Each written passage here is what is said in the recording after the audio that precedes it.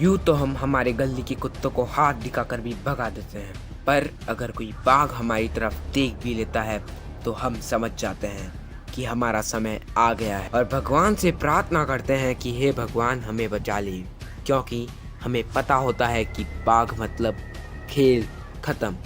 और आजकल कई बाघ आदमखोर बनते जा रहे हैं और इंसानों की बस्तियों में घुसकर उनका शिकार कर रहे हैं। तो आइए जानते हैं बाघ के कुछ ऐसे हमले जिसे सोचकर भी हमारे रोंगटे खड़े हो जाएंगे और इन हमलों का कारण भी जानेंगे। और अगर आपने हमारे चैनल वॉच फॉर फैक्ट्स को सब्सक्राइब नहीं किया है तो सब्सक्राइब कीजिए और इस वीडियो को लाइक कीजिए। तो आइए चलते हैं वीडियो की ओर। एक बाघ इंसानों पर हमला तभी करता है जब उसे खतरे का एहसास होता है, लेकिन इस किस्से में ये बात उल्टी पड़ गई। दरअसल ये बात है भारत के खेरटिया गांव की। इस गांव के नज़दीक ही ढूंढावा टाइगर रिजर्व है। एक रात जब एक मंदिर के पुजारी को प्यास लगी तो वे मंदिर के पास के हैंडपंप पर चले गए। गांव में बिजली न होने के कारण वहां पर बहुत ही ज़्यादा अंधेरा था। जब मंदिर के पुजारी पानी लेने हैंडपंप के पास पहुंचे तो उन्हें एहसास हुआ कि उनके पीछे कोई है, पर जब तक बहुत देर हो गई थी। उस आदमखोर बाघ ने पुजारी जी पर हमला कर दिया और इलाका सुनसान होने के कारण उनकी मदद के लिए भी कोई नहीं आया और बाघ पुजारी जी को अपने जबड़े में फंसाकर पास के खेत में ले गया और उनका शरीर आधा खाकर वहां से जंगल की ओर भाग गया। बात का पता मंदिर से थोड़ी दूरी पर रहने वाले पड़ोसी ने लगाया। रोज पड़ोसी का नौकर पुजारी जी को तकरीबन 7 बजे खाना पहुंचाने जाता था। उस रात भी नौकर ने उन्हें तकरीबन 7 बजे ही खाना पहुंचाने गया, पर उस रात नौकर रात को लगभग 8:30 बजे जब मंदिर गया तब उसे पुजारी जी नहीं दिखे। तब उसने अपने मालिक को फोन लगाया और पूरी स्थिति समझे बाद उन दोनों ने मिलकर पंडित जी को बहुत ढूंढा और बहुत ज़्यादा ढूंढने के बाद उन्हें पंडित जी की लाश खेत में आधी खाई हुई। लोगों का मानना है कि शेर पुजारी जी के हैंडपंप से पानी निकालने की हरकत से डर गया था और उस आदम को शेर ने पुजारी जी पर हमला कर दिया।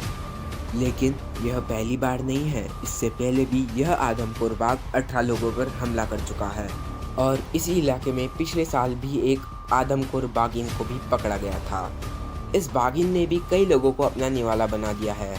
एक बार इस बाघिन ने 2 आदमी और एक छोटी बच्ची पर अचानक ही हमला कर दिया, पर वहां पर ज़्यादा लोग होने के कारण बाघिन को वहां से जंगल की ओर भागना पड़ा।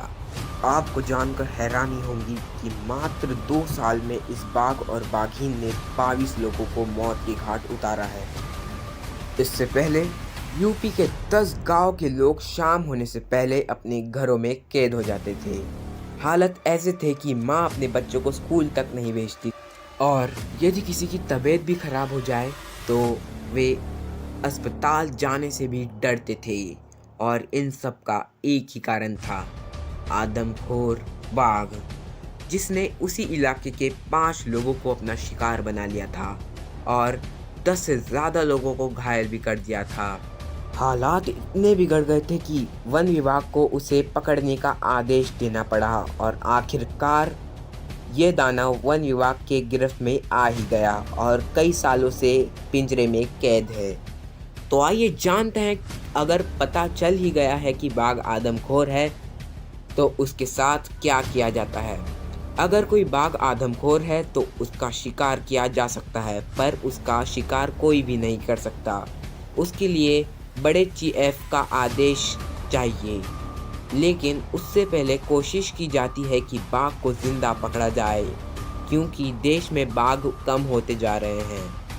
अगर उसे पकड़े जाने की उम्मीद बहुत कम होती है तो उसे मारने का आदेश दिया जाता है। हमने ये तो देख लिया कि कैसे ये आदमखोर बाघ इंसानों की बस्तियों में घुसकर उनका शिकार करते हैं, लेकिन एक तरह से इनका कारण भी हम इंसान ही हैं, क्योंकि हमने बहुत सारे जंगलों को ख़त्म कर दिया है और इसलिए वहाँ पर ज़्यादा गाय और बकरियाँ ना होने के कारण उन्हें इंसानी की बस्तियों में घुसकर अपना शिकार ढूंढना पड़ता है। अभी फ़िलहाल में बहुत ज़्यादा पेड़ कट रहे हैं, इसलिए बाघों को उनका खाना नहीं मिल रहा है, इसलिए वो इंसानों को तकलीफ़ देते हैं। और मैंने आपको पहले भी बताया है कि बाघ का स्वभाव ऐसा है कि अगर हम उन्हें तकलीफ़ पहुंचाएं तो ही वे हम पे हमला करते हैं, और ऐसा माना जाता है कि सबसे बूढ़े और घायल बाघ ही आदमखोर बनते हैं। इस मामले में आपकी क्या राय है, नीचे कमेंट में बताइए। और मैं अब आपको मिलूँगा ऐसी ही हमारी अच्छी इन्फॉर्मेटिव वीडियो में। तब तक के लिए गुड बाय।